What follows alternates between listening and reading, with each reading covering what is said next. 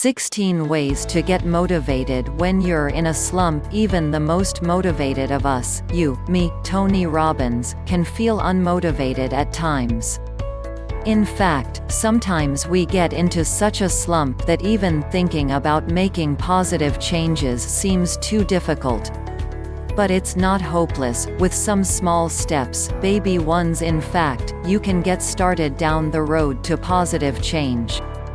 Yes, I know, it seems impossible at times. You don't feel like doing anything. I've been there, and in fact I still feel that way from time to time. You're not alone. But I've learned a few ways to break out of a slump, and we'll take a look at those today.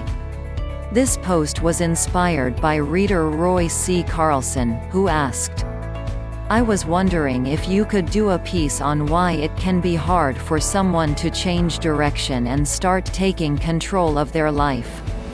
I have to say I'm in this boat and advice on getting out of my slump would be great. Roy is just one of many with a slump like that. Again, I feel that way sometimes myself, and in fact sometimes I struggle to motivate myself to exercise, and I'll use that as an example of how to break out of the slump. When I fall out of exercise, due to illness or injury or disruption from things going on in my life, it's hard to get started again.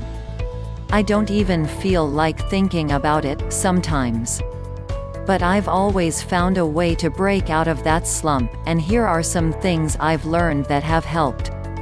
1. Goal. Whenever I've been in a slump, I've discovered that it's often because I have too much going on in my life. I'm trying to do too much. And it saps my energy and motivation. It's probably the most common mistake that people make. They try to take on too much, try to accomplish too many goals at once. You cannot maintain energy and focus, the two most important things in accomplishing a goal, if you are trying to do 2 or more goals at once. It's not possible. I've tried it many times. You have to choose one goal, for now, and focus on it completely. I know, that's hard. Still, I speak from experience. You can always do your other goals when you've accomplished your one goal. Find inspiration.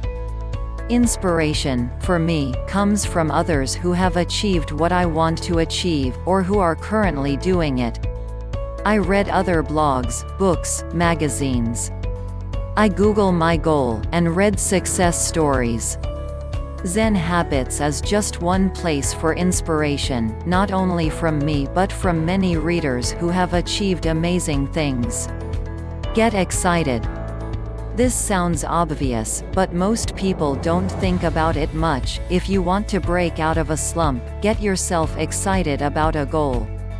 But how can you do that when you don't feel motivated?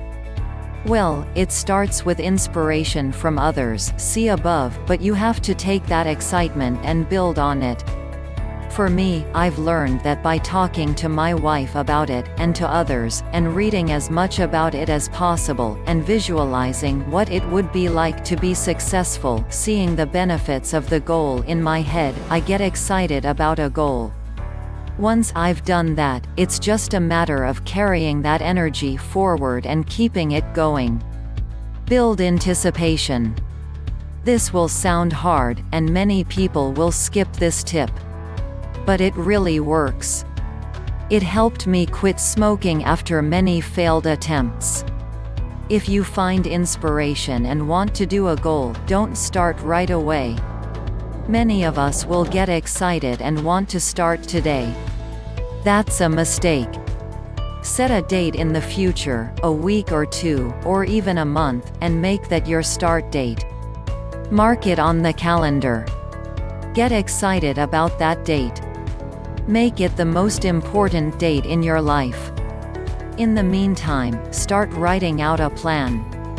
And do some of the steps below. Because by delaying your start, you are building anticipation, and increasing your focus and energy for your goal. Post your goal. Print out your goal in big words. Make your goal just a few words long, like a mantra. Exercise 15 minutes daily, and post it up on your wall or refrigerator.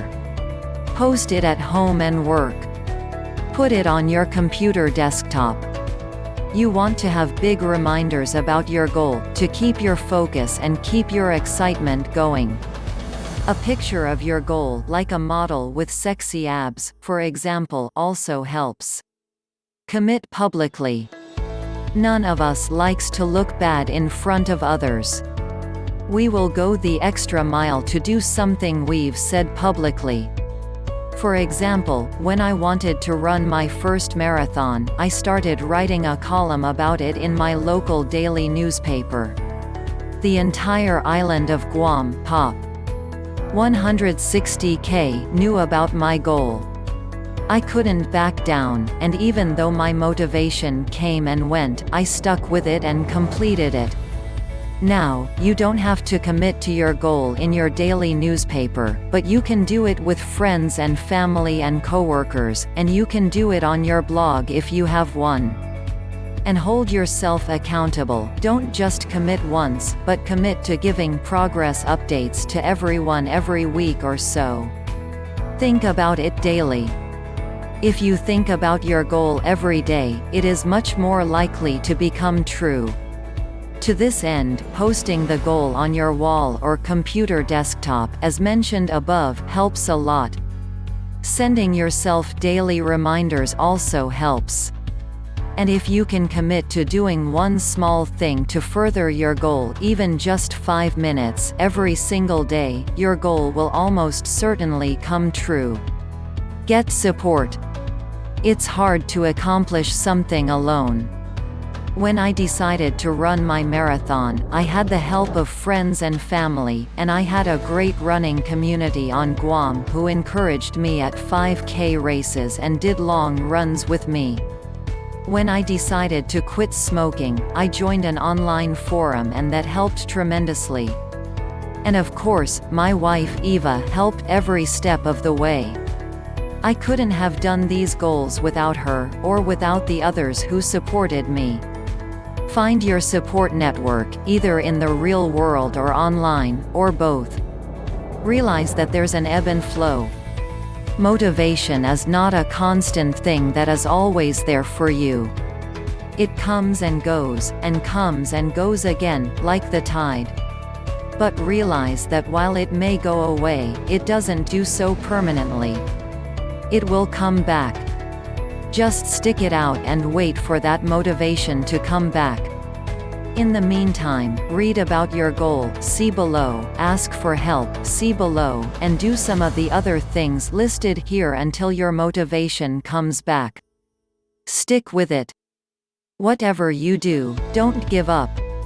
Even if you aren't feeling any motivation today, or this week, don't give up. Again, that motivation will come back. Think of your goal as a long journey, and your slump as just a little bump in the road. You can't give up with every little bump. Stay with it for the long term, ride out the ebbs and surf on the flows, and you'll get there. Start small. Really small. If you are having a hard time getting started, it may be because you're thinking too big. If you want to exercise, for example, you may be thinking that you have to do these intense workouts 5 days a week. No, instead, do small, tiny, baby steps. Just do 2 minutes of exercise. I know, that sounds wimpy. But it works. Commit to 2 minutes of exercise for 1 week. You may want to do more, but just stick to 2 minutes.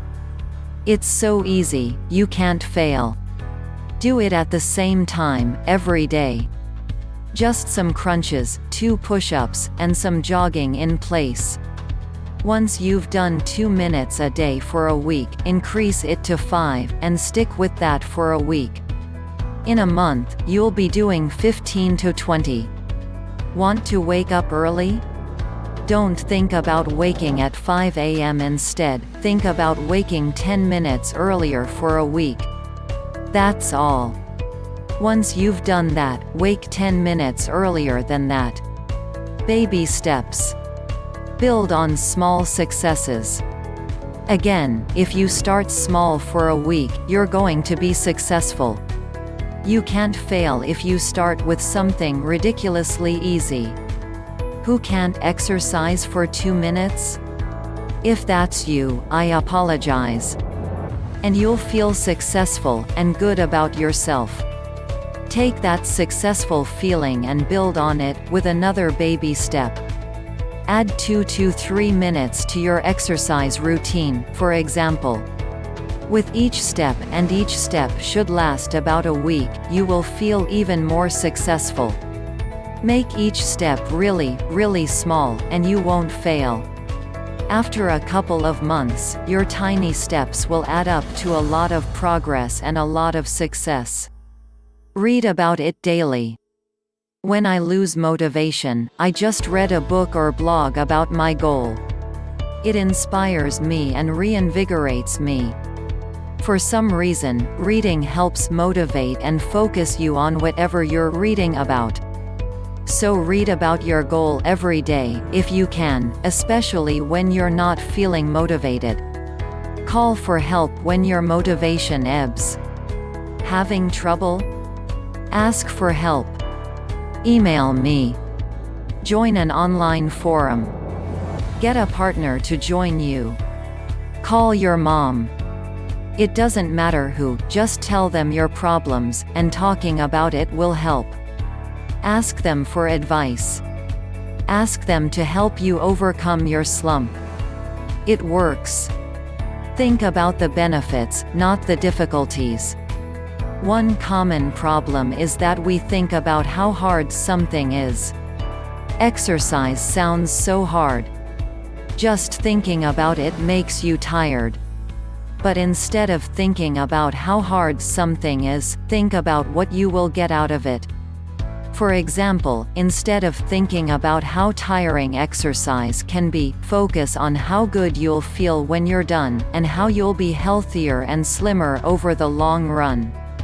The benefits of something will help energize you. Squash negative thoughts, replace them with positive ones. Along those lines, it's important to start monitoring your thoughts. Recognize negative self-talk, which is really what's causing your slump. Just spend a few days becoming aware of every negative thought. Then, after a few days, try squashing those negative thoughts like a bug, and then replacing them with a corresponding positive thought. Squash, "This is too hard," and replace it with, "I can do this. If that wimp Leo can do it, so can I." It sounds corny, but it works. Really.